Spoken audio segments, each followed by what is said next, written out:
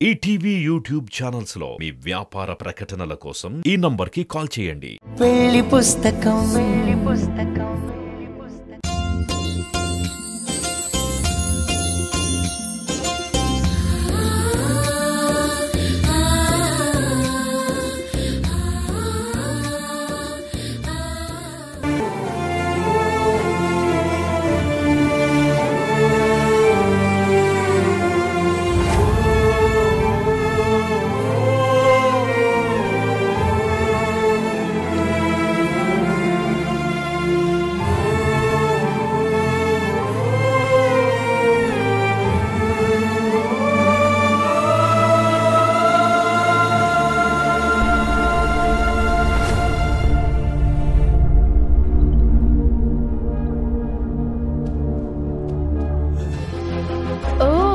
పెళ్లి కూతురు గారు రెడీ అయ్యారా? Yeah teddy, బాగున్నానా? సూపర్ గా ఉన్నావు పిన్ని.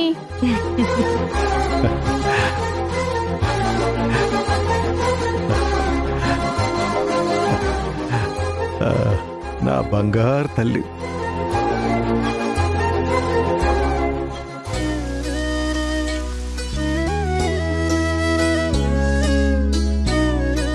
నిన్ను పెళ్లి కూతురుగా చూడాలన్న నా కల ఇప్పుడు నెరవేరిందమ్మా. కాదు కాదు, నా పెద్ద కూతురే నెరవేర్చింది.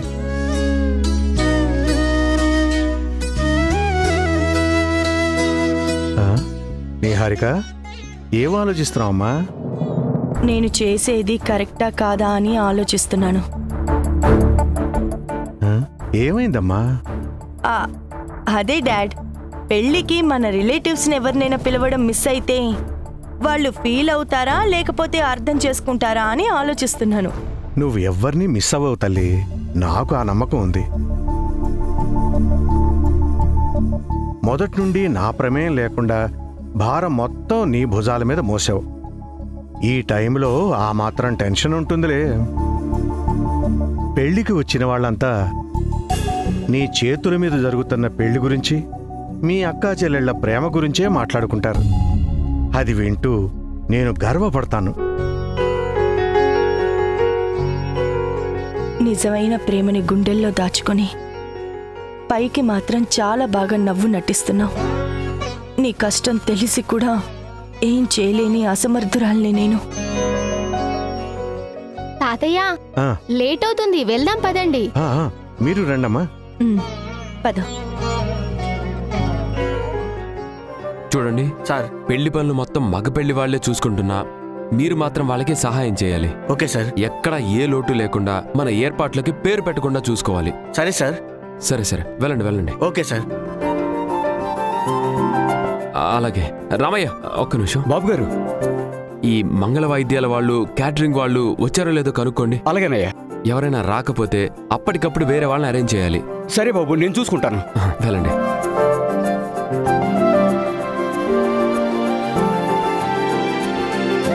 నందు, అవి నేను చూసుకుంటా. నమస్తే సార్. నువ్వు వచ్చి ఎంతసేపు అయింది? కనీసం లోపల కూడా రాలేదు. అది పని వాళ్ళతో ఏర్పాట్ల గురించి మాట్లాడిన తర్వాత వద్దాం అనుకున్నాను సార్. ఈలోపు మీరే బయటకు వచ్చేసారు.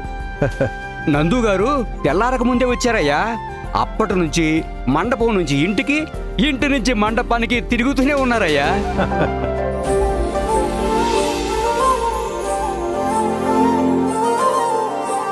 మా పని కూడా మమ్మల్ని చేయనీయకుండా అన్నీ ఆయనే దగ్గరుండి చూసుకుంటున్నారయ్యా. నా వారసుడిగా, ఇంటికి పెద్ద కొడుకుగా భావించినందుకు బాధ్యత తీసుకున్నావు అన్నమాట. అవును సార్, మన ఇంట్లో పెళ్లికి మనం హడావిడి చేయకపోతే ఎలా? అంతే కదా నిహారిక గారు? యహయా, కరెక్ట్ నందు.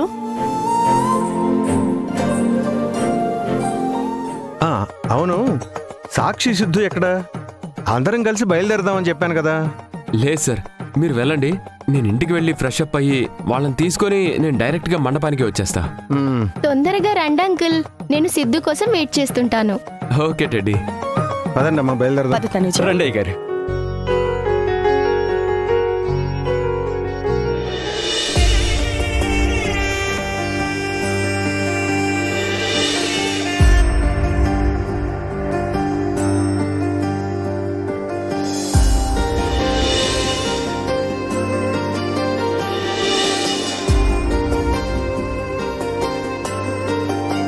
కూర్చోండి.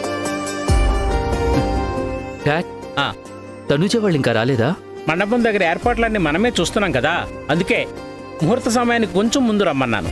కొంచెం ముందు రమ్మంటే తనుజతో కాసేపు మాట్లాడేవాడిని కదా డాడ్. పెళ్ళైన తర్వాత అదే పని కదరా, ఇప్పటి నుంచే కంగారెందుకు? కంగారు కాదమ్మా, దట్స్ కాల్డ్ లవ్. డాడ్, వాళ్ళు ఎక్కడున్నారు ఒకసారి ఫోన్ చేయండి.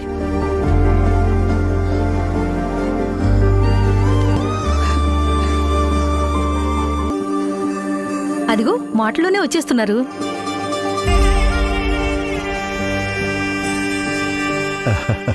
నమస్కారం.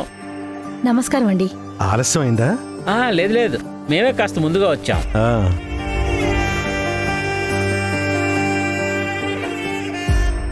హాయ్ తనుజ.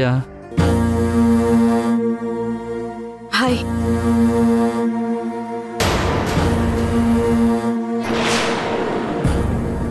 నేనిచ్చిన బ్యాంగిల్స్ వేసుకోలేదా?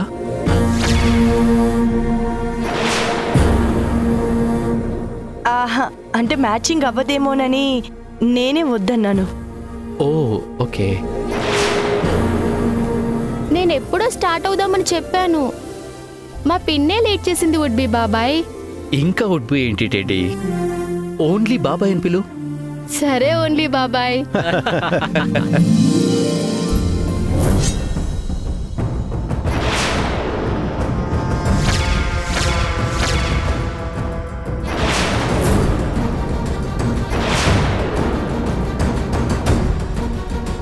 ఎక్కడికమ్మా?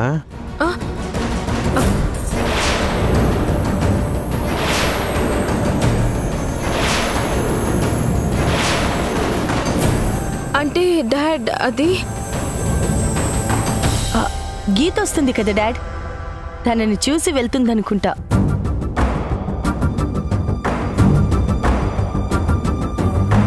హాయ్ తనుజ.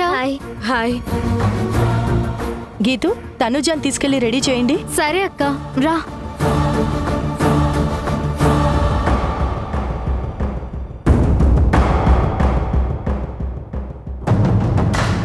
నిహారిక గారు, అంతా ఓకేనా? Yeah fine Sathvik. లేదు, మీరు అబద్ధం చెప్తున్నారు. నిజమేంటో నాకు తెలుసు.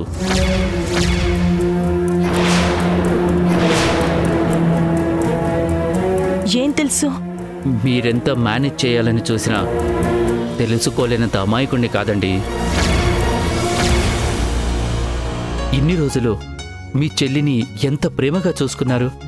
పెళ్ళైన తర్వాత మీకు దూరంగా మా ఇంటికొస్తే తను ఎలా ఉంటుందో అని టెన్షన్ పడుతున్నారు కదా? అదా? అవునండి. మీరు వేరే అనుకున్నారా? No no no, not like that. నాకు అలాంటి టెన్షన్ ఏమీ లేదు. మీరేంటో మీ పద్ధతులేంటో తెలిసిన తర్వాత కూడా ఇంకా మాకు టెన్షన్ ఎందుకుంటుంది బాబు? తనూజ అత్తవారింట్లో ఎంత సంతోషంగా ఉంటుందో మా అమ్మాయి మీద మీరు చూపిస్తున్న ప్రేమ గౌరవాన్ని బట్టే చెప్పొచ్చు. అదీ కాక మా పెద్దమ్మాయి కుదిర్చిన పెళ్లి ఇది. ఇక దేని గురించి టెన్షన్ పడాల్సిన పనే లేదు. నిహారిక మీకే కాదండి, మాకు కూడా పెళ్లి పెద్దే. తన చేతుల మీద జరుగుతున్న పెళ్లి కాబట్టి మీరు మేము దేని గురించి ఆలోచించాల్సిన అవసరం లేదు. సరే పదండి. పద. రమ్మా. తనుజ, ఏంటి నువ్వు? లైఫ్ గురించి మాకెప్పుడు బెస్ట్ సలహాలిచ్చే నువ్వు పెళ్లి గురించి ఈ డెసిషన్ తీసుకోవడం కరెక్ట్ కాదనిపిస్తుంది. ఇంకోసారి ఆలోచించు. ముహూర్తానికి టైం అవుతుంది. నేను ఇంకా రెడీ అవ్వాలి. టైం లేదు. పద గీతు. ఉండవే, నేను చెప్పేది నీకు అర్థమవుతుందా? తాళి కట్టడానికి ఇంకా చాలా టైం ఉంది. ఎవరికి చెప్పకుండా ఇక్కడ నుండి వెళ్ళిపో. నీకు నేను హెల్ప్ చేస్తాను. నేను వెళ్ళిపోతే పెళ్లి మాత్రమే ఆగదు. మా డాడ్ పరువు, మా అక్క గౌరవం అన్నీ నాశనమైపోతాయి. చిన్నప్పటి నుండి నాకే కష్టం లేకుండా చూసుకున్న వాళ్ళకి నేను అన్యాయం చేయలేను. చందు లేకుండా బ్రతకలేను అన్నదానివి ఇప్పుడు వేరే వ్యక్తిని పెళ్లి చేసుకోవటానికి ఎలా సిద్ధపడ్డావు? ఏంటి నీ ధైర్యం? నా కుటుంబం పెళ్లి విషయంలో నేను ఈ నిర్ణయం ఎందుకు తీసుకున్నానో క్లియర్గా ఎక్స్ప్లెయిన్ చేశాను. అయినా సరే కొత్తగా అడుగుతుంటే నీకేం సమాధానం చెప్పాలో నాకు అర్థం కావడం లేదు. ఎవరికీ తెలియని మా ప్రేమ కథ ఒక కలలా కరిగిపోనివ్వు, ఇక్కడితో ఆగిపోనివ్వు. ఈ జన్మకి నా జీవితం వింతే. నా నిర్ణయం మారదు. నన్ను మార్చాలని ట్రై చేయొద్దు ప్లీజ్. ఇంకెప్పుడు ఈ టాపిక్ ఎత్తద్దు. పిన్ని, ఇంకా ఇక్కడే ఉన్నావేంటి? నిన్ను తొందరగా రెడీ అవ్వమని చెప్పారు.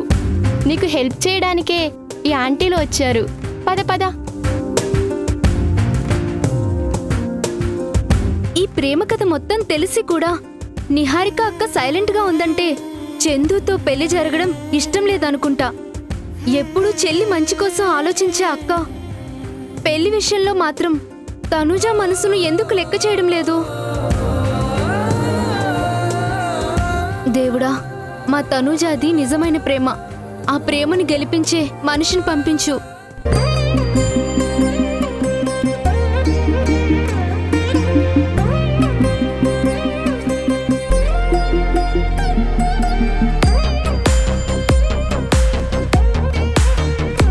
పప్పా, నువ్వు ఇంకా రెడీ అవ్వలేదా? రెడీ అంటే అంతా అయిపోయిందిరా, కానీ ఏ బట్టలు వేసుకోవాలో తెలియక చిన్న కన్ఫ్యూజన్. అమ్మ డెవిల్ వర్క్ లో బిజీ అయిపోయింది. మన గురించి అస్సలు పట్టించుకోవట్లేదు. అందుకే మన పనులన్నీ ఇంత లేటుగా అవుతున్నాయి. ఓహో, అవునా?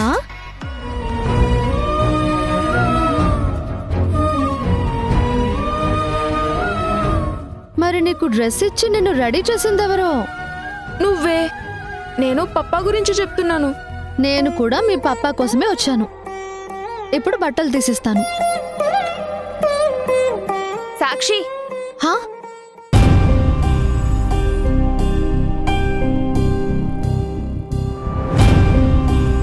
పప్పా కోసం వచ్చిందానివి మధ్యలో ఎవరు పిలిచినా వెళ్ళకూడదు.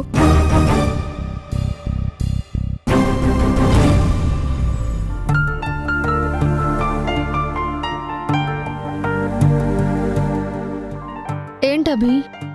తనుజ పెళ్లికి వెళ్తున్నారు కదా, నేను కొన్న బట్టలు వేసుకుంటున్నారా లేదా అని అడగడానికి పిలిచాను. అయ్యో, వాటి సంగతే మర్చిపోయాను.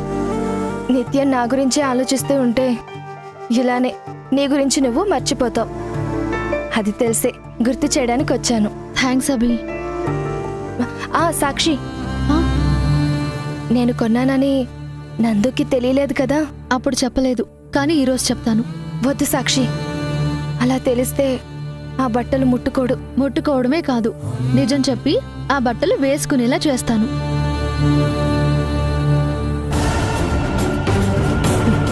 చెయ్యి, నువ్వేం చేసినా నాకు మంచి జరిగితే చాలు. నా మొగుడు పక్కన నేను లేకపోయినా నాది అనుకున్న వస్తువు ఉండాలనే ఆ బట్టలు కొన్నాను. నువ్వు చెప్పిన మార్పు నిజమో కాదో చెక్ చేయడానికి చిన్న టెస్ట్ పెట్టాను. చూద్దాం ఏమవుతుందో.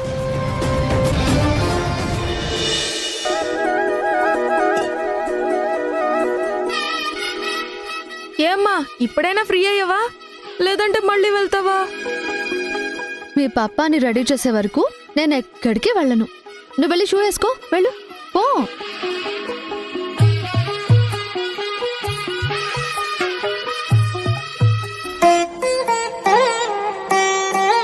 ఏవండి, మీరే బట్టలు వేసుకోండి.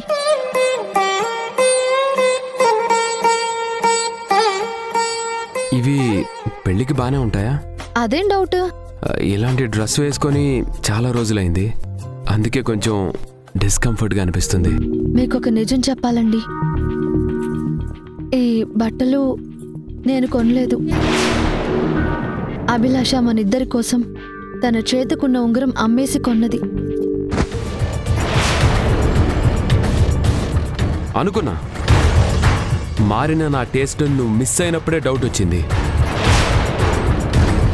నాకు ఈ డ్రెస్ వద్దు, వేరేది వేసుకుంటాను.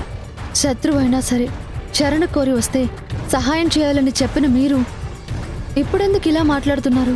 నేను ఆ మాట భోజనం దగ్గరే చెప్పాను. అభిలాష ఇంటికి ఆకలితో రాలేదండి. మనందరి మీద అభిమానంతో చేసిన తప్పులకి ప్రాయశ్చిత్తంతో వచ్చింది. మీరు చేసే ఈ చిన్న చిన్న పనులు ఆమె మనసుకి ఎంతో సంతోషాన్నిస్తుంది.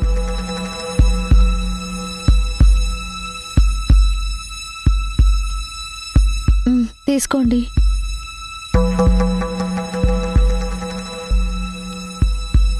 ప్లీజ్.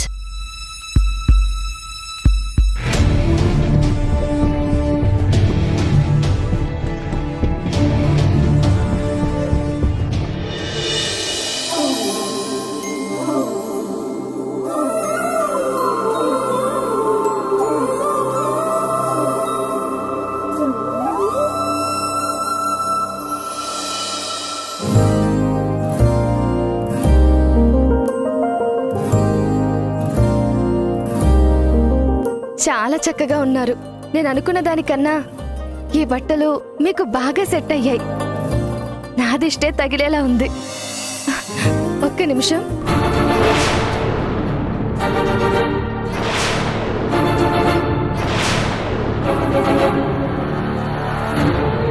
మీ బొట్లు కాటుకులు ఫినిష్ అవుతే వెళ్దాం.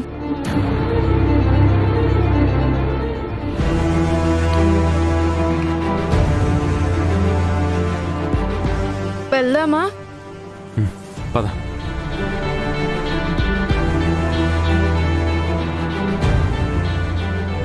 దిష్టి చుక్క పెట్టించుకోకపోయినా నందు నేను కొన్న బట్టలు వేసుకున్నాడు అంటే నన్ను క్షమిస్తున్నాడు అనడానికి ఇదే ఆధారం.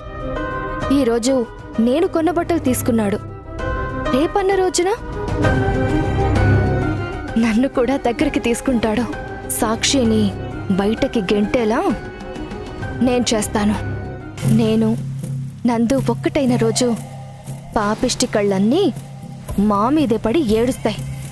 అప్పుడు మాత్రం మా జంటకి ఖచ్చితంగా దిష్టి తీయించుకోవాలి.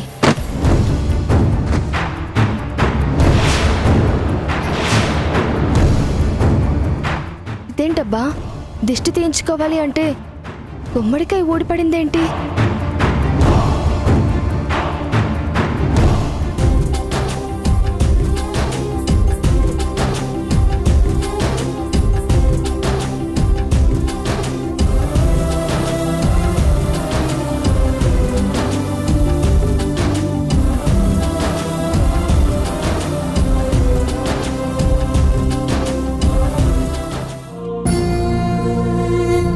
ఇప్పుడు అందరి ముందు తల కొట్టేసినట్టు అవమానంగా జరిగితే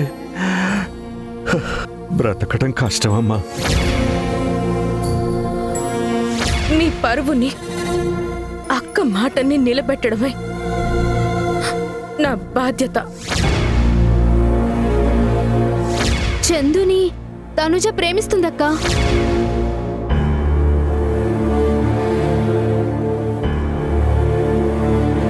అమ్మా నిహారిక, పనులన్నీ మేము చూసుకుంటాం, మీరు రెస్ట్ తీసుకోండి అని చెబుతున్నా మీ డాడీ మా మాట వినడం లేదమ్మా. నమస్కారం, రండి రండి. కన్న కూతురికి పెళ్ళవుతుంటే ఏ తండ్రి ప్రశాంతంగా కూర్చోరు. మన ఇంట్లో ఆడపిల్లలు లేరు కాబట్టి మీకు తెలియడం లేదు, అంతే కదమ్మా? ఏంటే అప్పుడే పార్టీ మార్చేసావా? ఎంత కొట్టుకున్నా తిట్టుకున్నా అత్తా కోడళ్ళు ఎప్పుడూ ఒకటే పార్టీ అండి. మా ఇంట్లో ఆడపిల్లలు లేని లోటు మీ చెల్లి వచ్చిన తర్వాత తీరబోతుందమ్మా. తనూజని మేము కోడలుగా కాకుండా కూతురుగా చూసుకుంటాం. పండగలకి ఖరీదైన గిఫ్ట్లు కావాలి, పిల్లలు పుడితే ఊరంతా సారి పంచాలి అని గొంతెమ్మ కోరికలు కోరే మనుషులం కాదమ్మా మేము. మీ ఇంటి మహాలక్ష్మిని మా ఇంటికి పంపిస్తున్నారు, అదే చాలని ఎప్పుడూ అనుకుంటాం. మేం చూసిన మొదటి సంబంధమే ఓకే అవ్వడం, మీ చెల్లి మా ఇంటి కోడలవ్వడం అంతా మా అదృష్టమే అనుకుంటామమ్మా. ఆ లక్ నా సొంతం అమ్మే. నిహారిక గారికి మీకన్నా ముందు నేనే థ్యాంక్స్ చెప్పాలి. పెళ్లి చూపులకు వచ్చిన రోజు నుంచి నన్ను మా ఫ్యామిలీని సొంత మనుషుల్లా చూసుకోవటం చాలా నచ్చిందండి. పెళ్లి కాకుండానే ఇలాంటి రిలేషన్ ఉంటే పెళ్ళిన తర్వాత కొత్త వాళ్ళన్న ఫీలింగే ఉండదనిపించింది. అనిపించడం ఏమిట్రా? అదే నిజం. ఇక నుండి మనమంతా ఒకే కుటుంబం.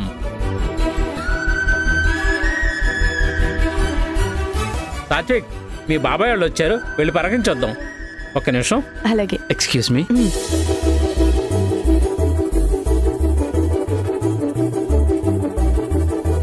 ఒక పక్క డాడ్ హడావిడి, మరో పక్క సాత్విక్ ఫ్యామిలీ సంతోషం. వీళ్ళిద్దరి మధ్య నుండి తనూజాని బయటికి తీసుకురావడం సాధ్యమేనా? కుటుంబం కోసం మనసుని చంపుకొని ప్రేమని త్యాగం చేస్తున్న తనూజకి న్యాయం చేయలేనా?